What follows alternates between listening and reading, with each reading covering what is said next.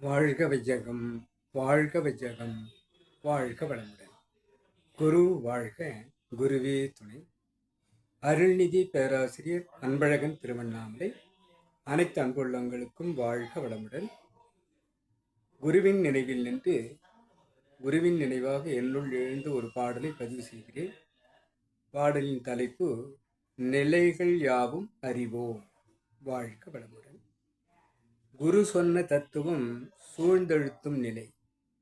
இறை சொன்ன தத்துவம் பிரபஞ்ச நிலை.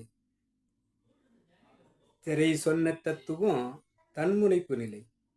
நரை சொன்ன தத்துவம் வயோதிக நிலை. மறை சொன்ன தத்துவம் வேதாந்த நிலை. நிறை சொன்ன தத்துவம் உண்மை நிலை.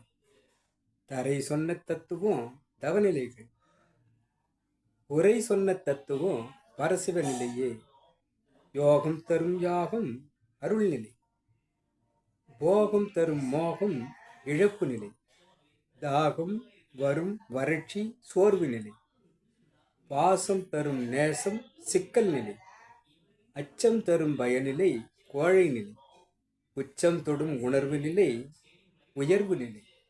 மிச்சம் தரும் உயிரின் நிலை ஆன்மீக நிலை.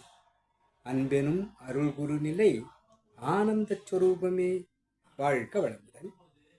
குரு சொன்ன தத்துவம் சூழ்ந்தெழுத்தும் ஆற்றலான சுத்தவெளி இருப்பு நிலை என்பதை விளக்குகிறார். அதை புரிந்து கொண்ட போது இறை சொன்ன தத்துவம் நமக்கு பிரபஞ்சமாகி உள்ளும் புறமுமாக அதுவே அனைத்துமாகி இருக்கிறது என்பதாக வருகிறது. திரை சொன்ன தத்துவம், திரை என்றால் மறைப்பு நிலை. நமக்கு மறைப்பு நிலை எது மறைத்திருக்கிறது என்று பார்க்கும்போது நம்முள் இருக்கக்கூடிய ஈகோதான், தன்முனைப்புத்தான் இவைகளை மறைக்கிறது என்பது புரிகிறது. நரை சொன்ன தத்துவம் வயோதிக நிலை. எப்பொழுது நரை வருகிறதோ அப்பொழுது வயோதிகம் கூட நாம் புரிந்து கொள்வதாக இருக்கிறது. மறை சொன்ன தத்துவம் ரிக் யஜுர் சாம அதர்வண என்ற இந்த 4 வேதங்களை நாம் மறை நூல்களாக எடுத்தபோது வேதாந்தமாக முடிவற்றதாக இறைவன் அனைத்துமாகிக் கொண்டிருக்கிறான் என்று விளங்கிக் கொள்வதாக இருக்கிறது. நிறை சொன்ன தத்துவம் உண்மை நிலை. எப்போதும் இறைநிலைதான் எங்கெங்கும் நீக்கமர நிறைந்து இருக்கிறது என்ற அந்த நிறைவை நாம் உணர்ந்து கொள்ளும் போது அதுதான் உண்மை நிலையாக மாறுகிறது. தரை சொன்ன தத்துவம், இந்த பூமியில் நாம் பிறந்து வளர்வதே தவநிலையை குரு மூலமாக அறிந்து இந்த உணர்வு நிலையாக இறைவனை, அந்த பரசிவ வெள்ளத்தை நாம் உணர்வாக்க வேண்டும் என்பதாக உரை சொன்ன தத்துவம் பரசிவ நிலை.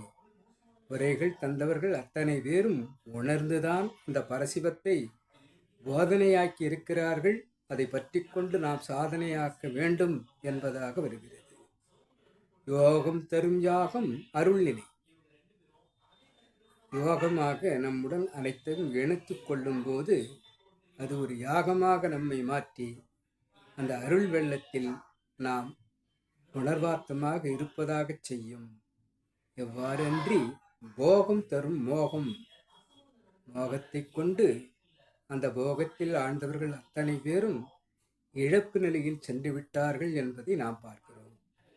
தாகம் வரும் வறட்சி நிலை. தாகம் ஒரு மனிதனுக்கு வறட்சியை தந்து சோர்வு நிலையில் ஆழ்த்துகிறது. பாசம் தரும் நேசம், பாசமாக அதிகபட்சமாக நாம் நேசிக்கும் அனைத்தும் நமக்கு ஒரு நேரத்தில் சிக்கலாக நிலை, அந்த சிக்கல் நிலையை ஏற்படுத்தும். அச்சம் தரும் பயநிலை. ஒரு மனிதனுக்கு அச்சம் பயம் வந்துவிட்டால் அவன் கோழை நிலைக்கு மாறிவிடுகிறான். உச்சம் தொடும் உணர்வு. எப்போதும் இறை நோக்கி பயணித்து அந்த உச்சத்தில் நம் எண்ணத்தை உயர்வாக்கினால் அது உயர்வு நிலையை நமக்கு உணர்த்துவதாக இருக்கும். நம் உயிர் நடத்துவது போக நம்முள் மிச்சமாக நாம் உணர்வது அத்தனையும் இந்த ஆன்மீகமாக இருக்கக்கூடிய இறை உணர்வை நோக்கி செல்வதாக ஆன்மீக நிலையாக நமக்கு மலரும். அன்பெனும் அருள் குருநிலை அனைவரிடம் அன்பு பாராட்டி நம்மை அரவணைத்து முயற்சி எடுத்து வாருங்கள், பயிற்சியை அளிக்கிறேன், பழக்கமாக்கிக் கொள்ளுங்கள். அந்த பழக்கம்தான் வழக்கமாகி உங்களுக்கு அந்த ஆனந்த சொரூப நிலையில் ஆழ்த்தும் என்று கூறும் குருவை பற்றி கொண்டு, இது போதனை மார்க்கமல்ல சாதனை மார்க்கம் என்று நம்மை மாற்றும் போது இந்த நிலைகள் யாவும் நாம் உணர்ந்து